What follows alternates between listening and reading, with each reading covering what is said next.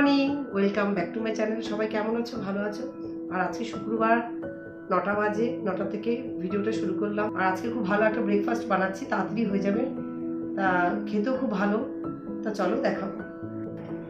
ব্রেকফাস্টে আজকে বানাবো চিড়ের পোলাও। নিয়ে নিয়েছি চিড়ে, দেখো একটু ধুয়ে নিয়ে ঝরিয়ে নিয়েছি, একদম ঝুরঝুরা হয়ে গেছে চিড়েগুলো। চিড়ের পোলাও করবো। আর নিয়েছি কারি পাতা, আদা, আর নিয়েছি পেঁয়াজ, কাঁচা লঙ্কা, আর নিয়েছি বাদাম। এদের ব্রেকফাস্টটা করবো।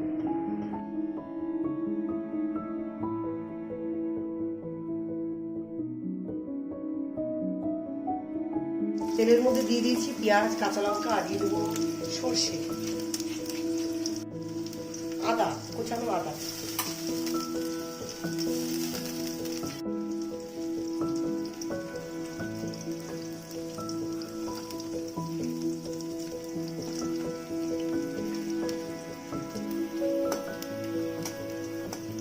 আর এই পাশে ভাত বসিয়ে দিয়েছি।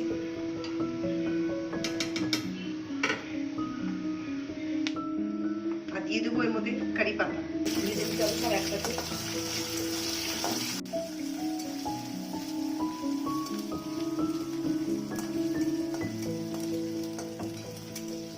দিয়ে দেবো চিড়েগুলো।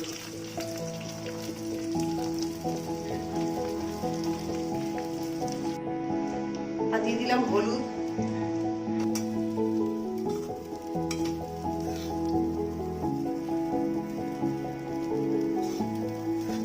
স্বাদ মতো লবণ দিয়ে দিলাম। আর এর মধ্যে আদা দিলে সেন্টটা খুব সুন্দর বেরোয়, খেতে ভালো লাগে।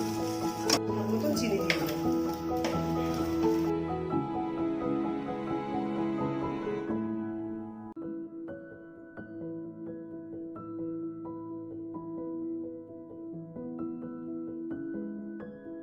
স্বাদ মতো নুন মিষ্টি দিয়ে দিয়েছি। এবার নামিয়ে ফেলবো।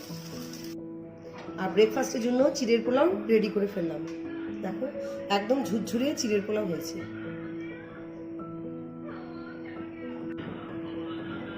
এখন সবাইকে দিয়ে দেবো, সবাই খেয়ে নেবে ব্রেকফাস্টটা। প্রচণ্ড গরম, এত গরমে আজকে কোনো কাজ করাই যাচ্ছে না, যে এত গরম পড়েছে আজকে। একদম বৃষ্টি হচ্ছে না, আর গরম বেড়ে গেছে প্রচুর। আমাদের শীতকালেই ভালো, গরমকাল একদম ভালো লাগে না। শীতকালে খেয়ে বসে ঘুরে সত্যি আরাম, গরমকালে খুব কষ্ট হবে। চিড়ের পোলাওটা ভালো হয়েছে খুব।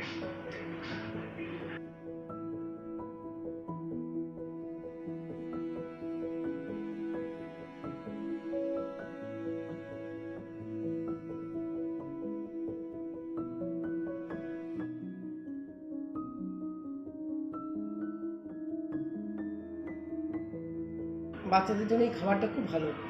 সকালবেলা যদি ব্রেকফাস্টে দেওয়া যায়, অনেকটা পেটটাও ভরা থাকে।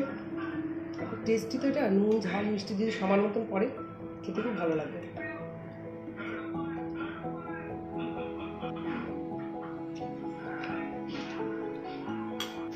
মুসুরি ডাল করেছি, আর আলুর চোখা করছি আজকে, আর ডিমের মামনি। এই হচ্ছে আমাদের দুপুরের মেনু। আর তখন তোমাদের বলতে ভুলে গেছিলাম, আমি যখন চিড়ের পোলাওটা করছিলাম তখন চিড়েটাকে একটা ধোয়া দিয়ে আমি পাখার তলায় রেখে দিয়েছিলাম ঝরানোর জন্য, যাতে ঝুরঝুরে হয়। আর যদি বেশি ধোয়া হয় তাহলে চিড়েটা হয়তো দলা পাকিয়ে যেতে পারে, তাই জন্য বেশি ধুতে নেই চিড়ে।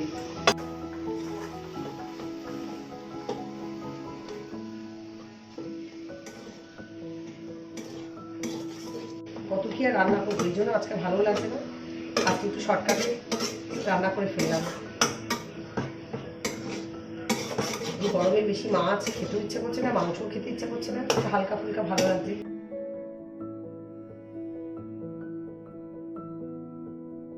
মুসুরি ডালটাও হয়ে গেছে, আলু চোখাটাও হয়ে গেছে দুপাশে। পরে ডিমের মামলেটটা করে নিই।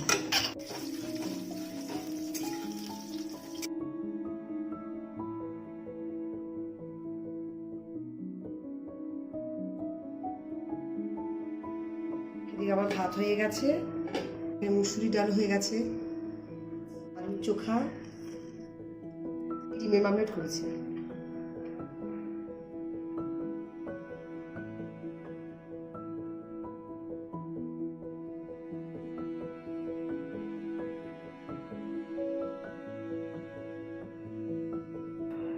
Good evening. আর এখন সন্ধ্যা দিয়ে একটু চা খেতে বসে গেলাম। আর এখন রান্নাঘরে সন্ধ্যাবেলা যে কিছু টিফিন করব মানে ঢুকতেই ইচ্ছা করে না। আমি কিছু বানাবো, যে কিছু খেতে ইচ্ছা যদিও করে, তাও বানাতে ইচ্ছা করছে না, এতটা গরম পড়েছে। বৃষ্টি নেই, আর গরমে সত্যি সবার মানে কাহিল হয়ে যাচ্ছে মানুষ। এখন এই সময়টা সবারই ছুটি আছে বাচ্চাদের। তা এই সময় যদি এখন এই করোনাটা না থাকতো বাড়াবাড়িটা, তাহলে সবাই একটু বাইরে ঘুরতে যেতে পারতো, দীঘা বলো মন্দারমণি বলো। কিন্তু তা তো আর হলো না কাউরি। মানে এই বছরে তো হবেই না। দীঘার যা অবস্থা হয়ে রয়েছে সবই শেষ হয়ে গেছে। দীঘা কি মন্দারমণি, সে দীঘার গাড়ি করে আমরা সবাই 4-5 জন গেছি। সে দীঘা যেতে যেতে আবার কাঁথির থেকে দীঘা ব্যাক করেছি। সে একটা বিশাল মানে হাসাহাসি হয়েছে গাড়ির মধ্যে।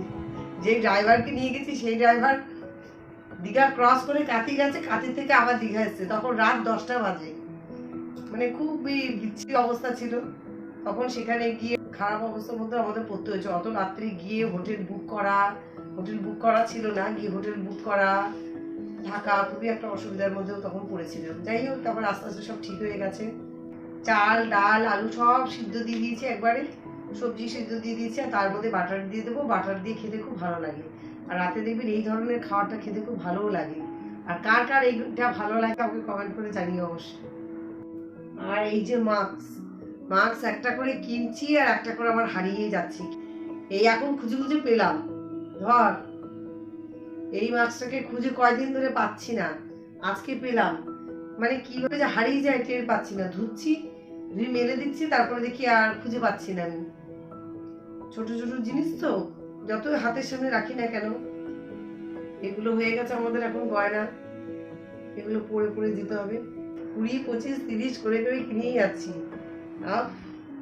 কালার এদিকে একটা, কালার এদিকে একটা, কালার এদিকে। আর মনে মনে বারবার ভাবছি এই কালার, এই প্রিন্টটা কোথায়, এই প্রিন্টটা কোথায়, এটাকেই বারবার মনে করে করে আমি খুঁজছি।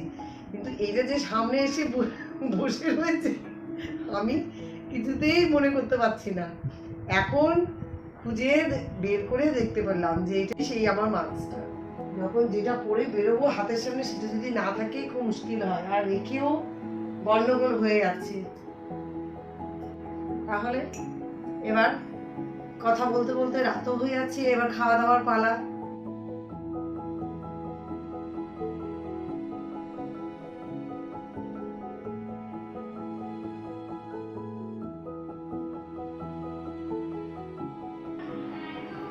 ভাত নিয়ে নিয়েছি সমস্ত সিদ্ধ দিয়ে, সবকিছু সিদ্ধ দিয়ে নিয়ে নিয়েছি। ভাত বাটার দিয়ে দিয়েছি, একটু লবণ নিয়ে নেবো।